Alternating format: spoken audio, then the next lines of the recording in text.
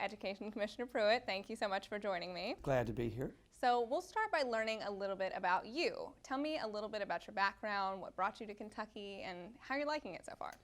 Well, I started my career as a teacher. I still say it's the best job I ever had. It was certainly what brought me into what I'm doing now is the desire to help students and to ensure equity across all kids. And that took me out of the classroom to work at a state level and then worked at a national level for a while before coming here. At the state level in Georgia and in my work at the national level, you sort of can't help but watch Kentucky, because Kentucky's had this incredible 25 years of dedicated work toward improving education. So as far as how I ended up here, there are days I still ask myself, I'm not sure how that happened, except that when I was contacted about the possibility of coming here, I couldn't say no. I did not really plan to be a commissioner of education. It was not a career goal of mine. But after the recruitment group reached out to me and I considered it, I couldn't pass up the opportunity to come here. I absolutely love it. Well, good. Now you're coming straight into a legislative budget session. And this is going to be a very interesting one. We have a completely different atmosphere, new governor, a lot of drama at the legislative level, but crafting a budget is always dramatic in this state, in any state really. But in past years, education is what people have felt has been slighted. They've experienced a lot of cuts at all levels. So what are your legislative priorities, and what would you like to see out of a budget in terms of education funding? Well, I think that overall, certainly since the recession started, we've seen cuts everywhere.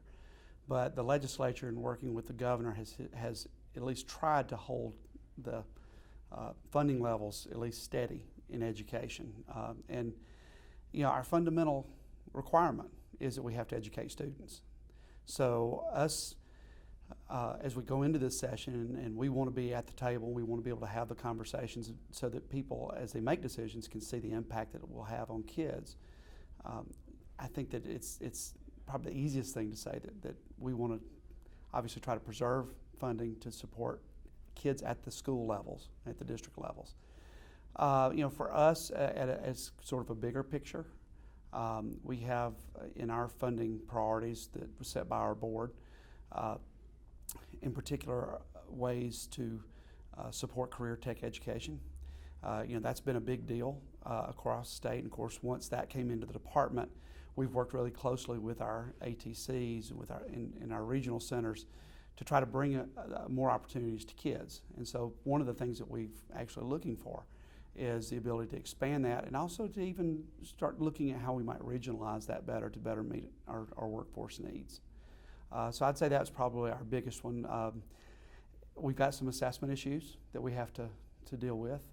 We have new standards in science that we're building an assessment for.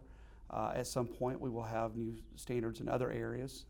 And we may now, with the Elementary and Secondary Education Act, or now the Every Student Succeeds Act, have an opportunity to go back and look at our math and English assessments as well. So I'd say from a priority perspective, our CTE and our assessments are two of our bigger ones.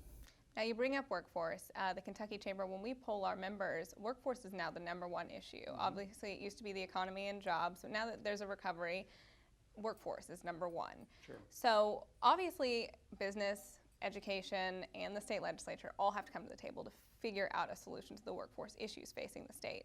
But what are the main things that can be done at the K through 12 level to ensure that people are on the right track, to have soft skills, interview skills, be able to show up to work on time? That's the #1 problem. How can we ensure that kids have that coming out of school?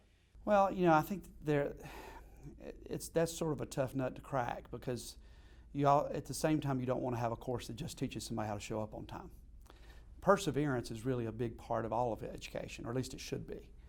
And along with perseverance, to me, come those quote-unquote soft skills.